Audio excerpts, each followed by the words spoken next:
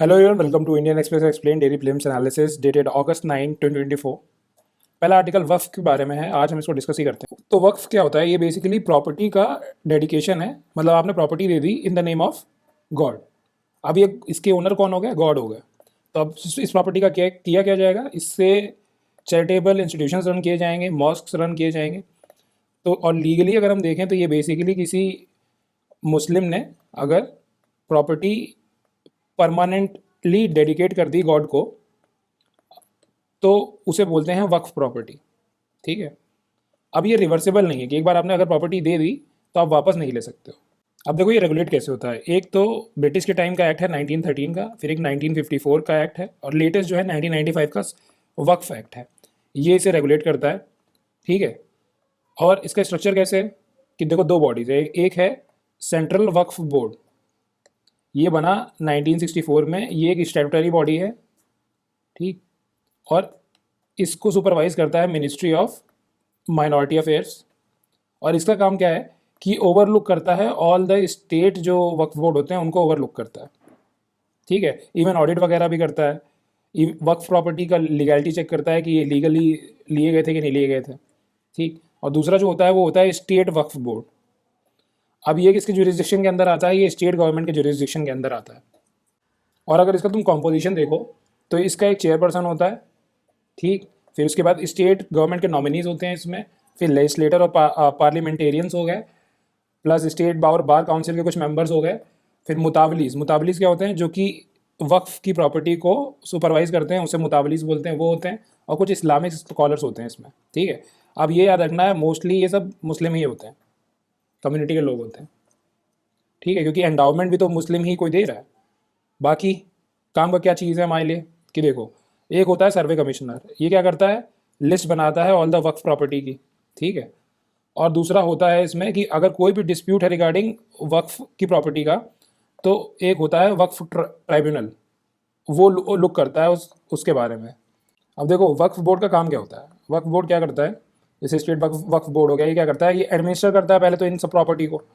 बाकी क्या करेगा? रिकवरी करेगा लॉस्ट प्रॉपर्टी का। और इसी के पास ओनली पावर है कि सैंक्शन कर दे से कि किसी भी वक्त प्रॉपर्टी का सेल हो, मॉर्गेज कर रहा है, गिफ्ट कर रहा है, एक्सचेंज हो रहा है या लीज हो रहा है। अब हमने ये देख लिया। अब हम ओवरऑल चेंजेस देख लेते हैं क्या हो रहा है। तो बेसिकली अभी क्या हुआ है कि जैसे यहाँ वक्फ ट्राइब्यूनल डिसाइड कर रहा था ना कि कोई भी डिस्प्यूट था, अब इसको बोल दिया गया है कि चेंजेस में बिल जो आया है उसमें बोल दिया गया है कि अब डिस्ट्रिक्ट मजिस्ट्रेट ये सब काम देखेगा। इवन बात कर ली गई है कि वुमेन का रिप्रेजेंटेशन बढ़ाना है इसमें।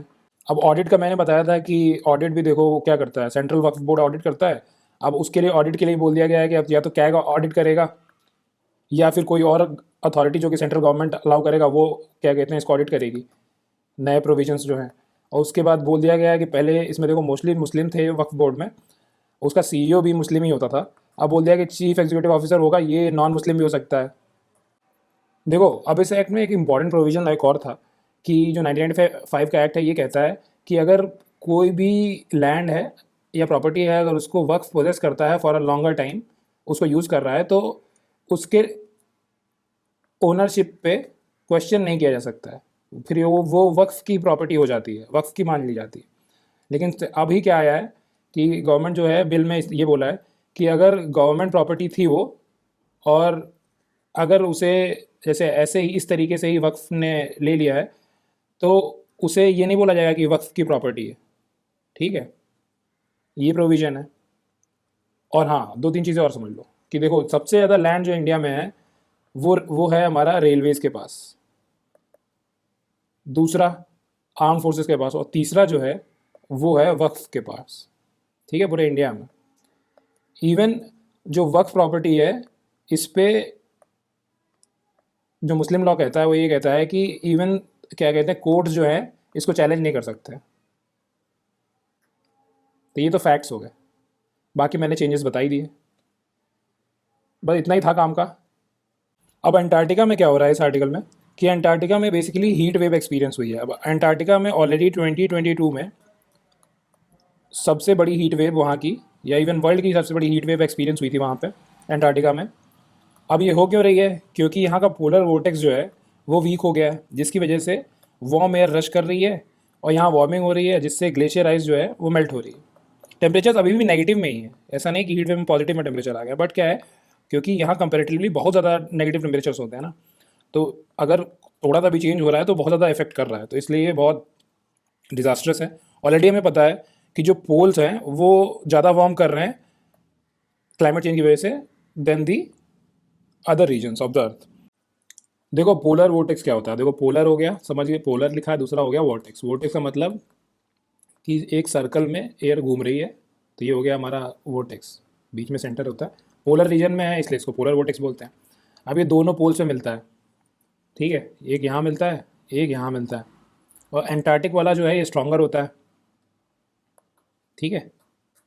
ये क्यों स्ट्रॉन्गर होता है, क्योंकि यहाँ जो एयर होती है मोर रेजिस्टेंट होती है, कि बाहर से कोई एयर आने नहीं देती है, इसलिए स्ट्रॉन्गर होता है। और हमेशा याद रखना है कि स्ट्रॉन्गर पोलर वोर्टेक्स जो है वो बेटर होता है, स्ट्रॉन्गर जितना स्ट्रॉन्ग रहेगा उतना बेटर, वीक जो है वो दिक्कत करता है। अब समझते हैं कि पोलर वोर्टेक्स होता क्या है। देखो जैसे अरे भाई, ये हमारा हो गया, मान लो ये 0 डिग्री इक्वेटर हो गया, ये हमारा पोल है। अब तुम्हें ज्योग्राफी में बताया जाएगा कि जो ट्रोपोपॉज होता है वो इधर ज़्यादा होता है इक्वेटर पे, 15 किलोमीटर तक ऑलमोस्ट, और यहाँ पोल पे 7 से 5 किलोमीटर हो जाता है। अब ट्रोपोपॉज क्या होता है, देखो सबसे पहली लेयर जो होती है हमारी होती है ट्रोपोस्फेयर, उसके बाद आता है ट्रोपोपॉज, ठीक है, एटमॉस्फेयर के, उसके बाद आता है हमारा स्ट्रेटोस्फेयर, फिर मेसोस्फेयर। तो ये क्या होता है, जो ये अपर एटमॉस्फेरिक फिनोमेना है, कभी कभी ये क्या करता है, ट्रोपोपॉज से शुरू होता है, ये स्ट्रेटोस्फेयर तक जाता है, कभी कभी मेसोस्फेयर तक चला जाता है, इसे बोलते हैं पोलर वोर्टेक्स। अब इसके अंदर क्या होता है, ये एक लो प्रेशर एरिया होता है जिसके अंदर कोल्ड एयर होती है। अब तुमने सुना होगा हमेशा कि लो प्रेशर एरिया तो वार्म एयर से रिलेटेड होता है ना, तो इसमें कोल्ड कैसे, अब वो देखते हैं।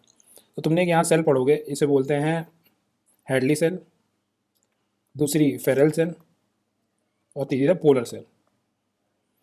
अब यहाँ जो होता है ये होता है लो प्रेशर, फिर यहाँ हाई प्रेशर। लो प्रेशर क्या है, इंटेंसिटी हुई इक्वेटर पे, इसलिए लो प्रेशर में, फिर यहाँ हाई प्रेशर हुआ, यहाँ लो प्रेशर होता है। अब देखो ये लो प्रेशर में क्या होता है कि ये जो विंड आ रही है इधर से, ये वार्म है, या पढ़ोगे जोग्राफी में, ये वार्म रहती है, तो ये क्या करती है कि ये इधर इधर से जो कूलर विंड आ रही है ये, क्योंकि हाई प्रेशर से आ रही है, तो ये क्या करती है कि ये जो हमारी पोलर कूल एयर है उसके ऊपर ये वार्म एयर चढ़ जाती है। इस वजह से क्या होता है कि ऊपर का रीजन जो है ये वार्मर हो जाता है रिलेटिवली।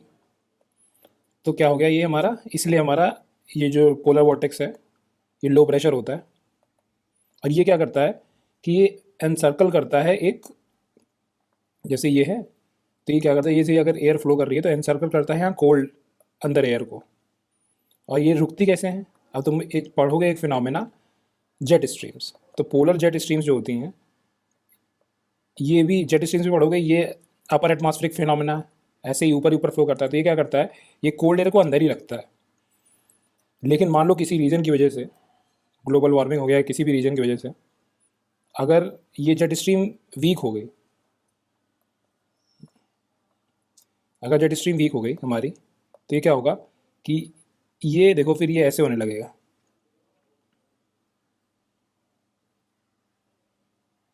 अब देखो जो भी रीजन इसके उसमें आ जाएगा वो इस कोल्ड एयर एक्सपेंड करेगी, तो कोल्ड एयर के उसमें चपेट में आ जाएगा, तो वो रीजन जो है वो कोल्ड वेव एक्सपीरियंस करेगा। समझ रहे हो। तो यही हुआ है अंटार्कटिका में, कि अंटार्कटिका में अपर एटमॉस्फेरिक डिस्टर्बेंस की वजह से, विंड की स्पीड हो गई या क्लाइमेट चेंज हो गया उसकी वजह से, या वहाँ पे स्नो भी मतलब पिछली बार से कम पड़ी तो रिफ्लेक्शन कम हुआ। इस अगर स्नो कम पड़ेगी तो एल्बेडो कम हो जाएगा। एल्बेडो का मतलब क्या, कितना रिफ्लेक्शन हो रहा है उस सरफेस से, वो रिफ्लेक्शन अगर कम हो गया हमारा तो वार्मर होगा टेम्परेचर वहाँ का। तो उस वजह से क्या हुआ, जो पोलर वोर्टेक्स हो गया अंटार्कटिका का ये हो गया वीक। अब वहाँ पे वार्मर टेम्परेचर हो गया तो आइस की मेल्टिंग हो रही है। अब एक चीज़ और तुम्हें पता होगा कि जैसे जैसे आइस मेल्ट करती है तो इस आइस में तो सॉल्ट होता नहीं है, अब ये जाके मिक्स, लेस डेंसर होती है, जाके मिक्स करेगी हमारे किससे, ओशियन वाटर से। तो जो हमारा वर्ल्ड का सर्कुलेशन होता है वो किसके बेसिस पे होता है, वो डेंसिटी के बेस पे भी होता है, density one of the factor होता है। तो क्या करती है, जो वर्ल्ड का सर्कुलेशन है पानी का उसको स्लो कर देती है। तो हमारा मान लो कि कार्बन का सिक्वेस्ट्रेशन जो करता है ओशियन वो कम हो जाएगा, और बहुत सी दिक्कत एसोसिएटेड है। तो यही बोला है पूरे आर्टिकल में, बस तुम्हें यही समझना है कि अगर वीक है पोलर वोर्टेक्स तो हमारे लिए बेकार है। ख़राब चीज़ है। Strong polar vortex is better. इतना ही था आर्टिकल में। हाँ, बाकी देखो अभी यूनुस जो है ये नोबेल लॉरेट हैं, ये बनने वाले हैं हमारे बांग्लादेश के प्राइम मिनिस्टर ने, तो ये हमारे लिए कुछ काम का नहीं है। बाकी देखो, अब जो जैसे यूट्यूब वगैरह पे कंटेंट क्रिएट कर रहे हैं किसके रिलेटेड, जैसे न्यूज़ से रिलेटेड जो कर रहे हैं, उनको रेगुलेट करने के लिए गवर्नमेंट ने बोला है कि हम जो एक बिल है उसमें कुछ अमेंडमेंट करने वाले हैं। तो अभी ये अमेंडमेंट हुआ नहीं है, होने दो, न्यूज़ इन डेवलपमेंट है, अगर होगा तब डिस्कस करेंगे, अभी कुछ काम का नहीं है हमारे लिए। That's it for today, thank you.